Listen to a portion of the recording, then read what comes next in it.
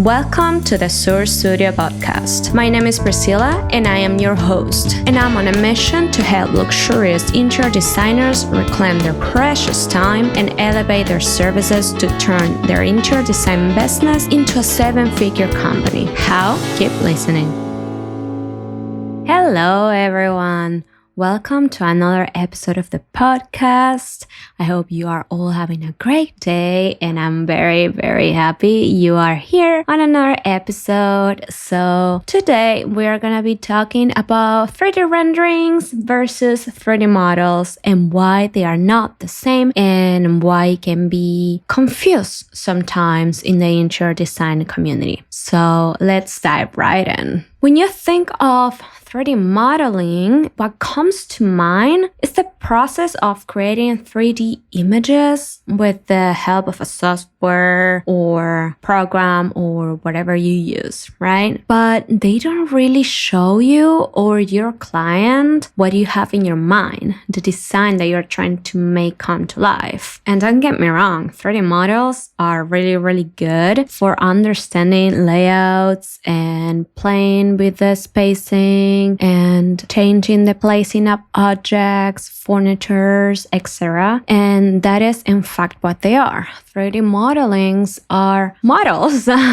They're redundant, but they are models where you will place everything in the space exactly how you want it, and you can play with the layout, and it has the exact dimensions that the stuff have in real life. But they are only the building blocks for 3D rendering. So they are the foundations of the 3D rendering. So 3D rendering is more of a detailed process and allows you to create a photorealistic representation of the design that you are creating, but that is not physically completed yet. It really, really helps to show your clients what the finished product would look like and to have it in a picture for yourself also before the work even begins. This will also allow you to get very, very detailed and good feedback from your clients and make any necessary adjustments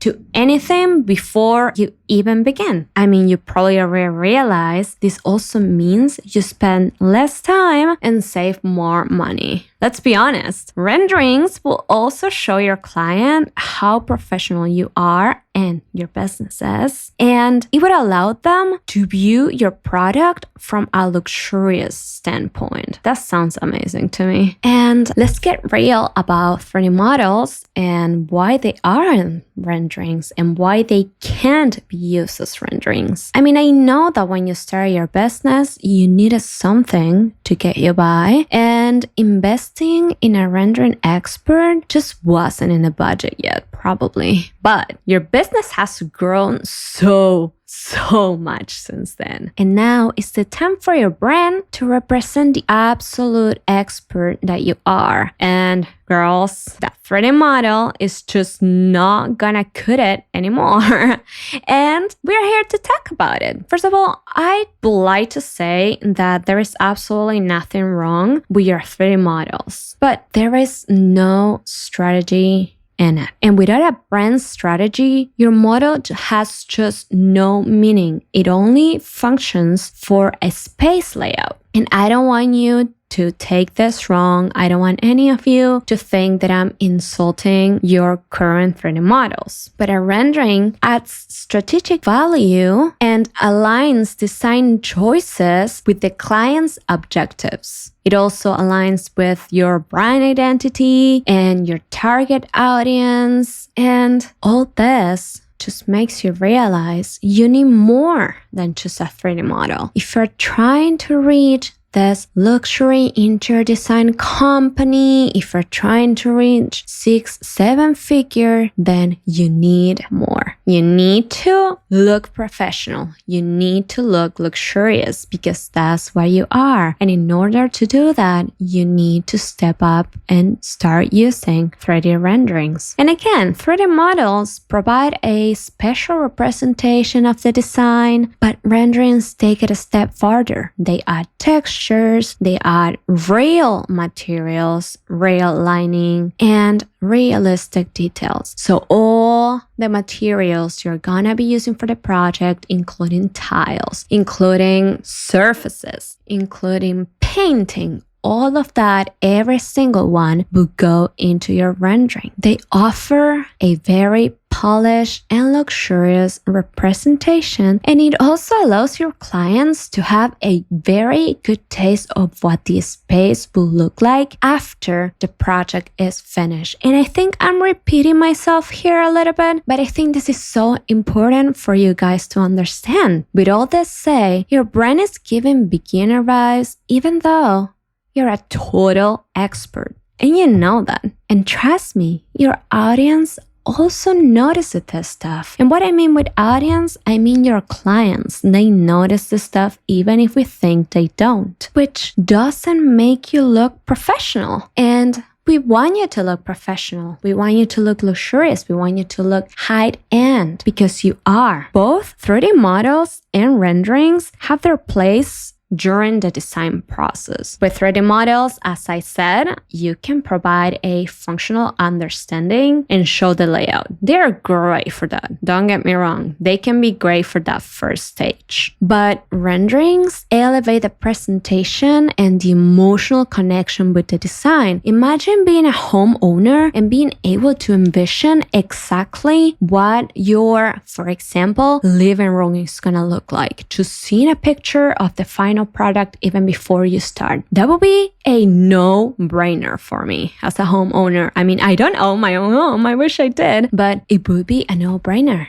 I would just maybe do a couple of changes, but it would be so easy to upset the design concept. And again, 3D models are still essential for the process. Not because you are going to do a 3D rendering, you will have to get rid of the 3D model. Because in order to achieve a lifelike 3D rendering, first of all, you have to have a great 3D model, which means you have to add all the details there. Details meaning spatial details. You need to pay attention to the proportions, you need to pay attention to dimensions, and architectural elements. Those are the 3 points that you have to pay so much attention when making a 3D model in order to create a very good lifelike rendering. Afterwards, when you are already creating a 3D rendering, you definitely need to use realistic materials and textures. If you don't have your textures library, then you should start building it. And if you guys are interested in us creating a little textures library for you and having a website for you to grab, please let us know. That's something that we can definitely work on, and it would probably be so helpful for you. But yes, realistic materials and textures, exactly the ones that you're gonna use, you can find them for your rendering for sure. You need to experiment with light and pay attention to shadows and reflections. This is gonna make your 3D rendering even more realistic, and I think this is the most important point during the 3D rendering creation. You cannot miss out on this point. You really need to pay attention to lights, shadows, and reflections, and make sure the lining is realistic and that the shadows and reflections are realistic. This might sound a little bit redundant, but you really need to pay attention to that. Let's give you another random example. If you are creating your kitchen rendering and your light is reflecting to the left instead of to the right when it should be going to the right, then it is not going to be realistic. So you need to be paying attention to that. Pay attention to the position of the sun, to the daylight, to the time of the day, to everything. You really need to be very careful in this process. It's a messy process. We can definitely also put some content for you to grab about this. We actually want to come out with a little training for you guys to learn how to do this 3D renderings in case that you are not ready to invest in our services, but you want to try doing it by yourself. We are trying to work on this, but we don't have anything put together yet, so we are still working on it. But yes, very detailed, very messy, but you need to really pay attention to it. This is why it takes some time and it can be some time consuming. Therefore, it is a really good service to outsource. And what softwares are really good for 3D rendering? Well, I personally use Twinmotion for my renderings for my school projects, but my experts use V-Ray, they use Corona Render, they use 3D Home Design, but that one is a little bit more basic. It's not that elevated. We only use it for the initial stages of the projects. They also use 3ds Max. That one is really, really good. You can try using Homestyler. That one is very user-friendly, but the renderings are not gonna be as realistic as other softwares. And as an extra, let's call it pro tip, I wanna say, guys, don't be scared of getting inspired from other sources. Using other designers or other designs as inspiration for your designs and your renderings doesn't mean that you're copying anyone. Actually, if you pay attention, you will see that the most successful designers or architectures use other designers as inspiration. Designers or architects or whatever it is that works for them, in this case for you. Having inspirational sources is very, very important as a creative mind.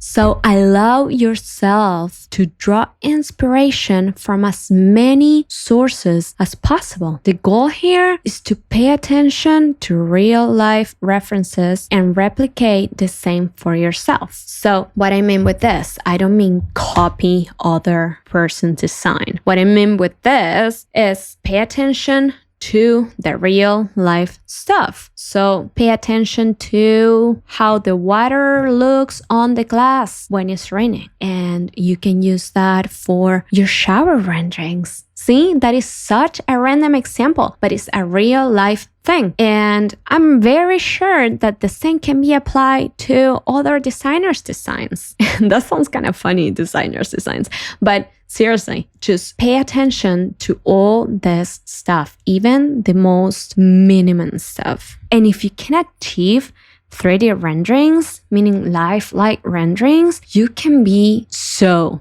awesome at it. Like if you start practicing today, you can get so good at it, which doesn't mean that it won't still take a lot of your time. It would always be time consuming. Renderings and floor plans are time consuming. And that's when we come in, as you already know. With my amazing team, each of them have over 10 years of experience and they know how to do this very high quality in less time that you can probably do right now because they have been doing it for 10 years, over 10 years. Oh man, I wish I could show you right now 2 pictures so you could see what I am trying to describe with words about the difference between a 3D model and a 3D rendering, because it's just incredible. It's really a big difference, and when you start realizing it, it's just life changer. Is that even an expression? I don't know. But another thing that you definitely should pay attention to is to service providers who price their services very low and they promote their services as very high end. We all want to save money. We all want to have budget-friendly services. We don't want to spend so much on something, but if someone is lowering their price so much, then there is probably not as much expertise, or maybe the product is not as good, or maybe they will need just a bunch of revisions, which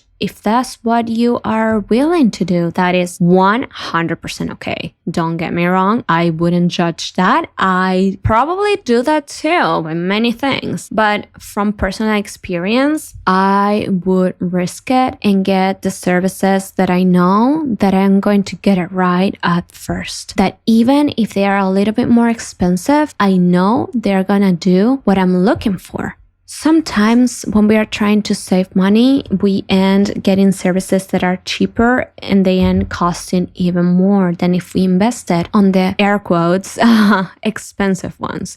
This also happened to me. I did invest in some people for my business who did not achieve the result I wanted, and I invested in them because they were cheap and I was just trying to save money, as we all are. And then I just ended up wasting time and wasting money and not getting results. And I had to invest in someone that is a little bit more expensive. It is not what I was planning for my budget, but I know that it will definitely bring the results I'm looking for, and it will get it right at the first try. So with all that said, whatever decision you take is the right one for you and for your business, but be conscious of what you're doing and why you're doing it. Don't make any decisions just cause. The decisions you make have to have a purpose and a reason. You are the only one who decides how your business goes. And this, I'm saying it in the best way possible. This is not a you need to do this kind of thing. It's just take it as an advice from a fellow business owner. I go through the same struggles as you guys, and I really would have loved for someone to tell me all this when I was starting, or not even when I was starting, right now. Sometimes I still do it, and I wish I had someone who is telling me this every day. But we need to learn to be a little bit more self-conscious of our decisions and how they will impact in our businesses. But enough of me talking. I really hope this episode helped you guys to understand the difference between a 3D model and a 3D rendering, and the benefits of a 3D rendering, and how both of them play their very important role during the design process. We have a very good live on Instagram when I was talking with Daniela, one of my rendering experts, about this, that you guys can go and check, take a look, listen to for a little bit. We talk a little bit more in depth about all this. We also have a blog post and many Instagram posts about this. So I hope you guys enjoy it and have a great rest of your week. Thank you for listening to the Sur Studio podcast. We love to have in our community.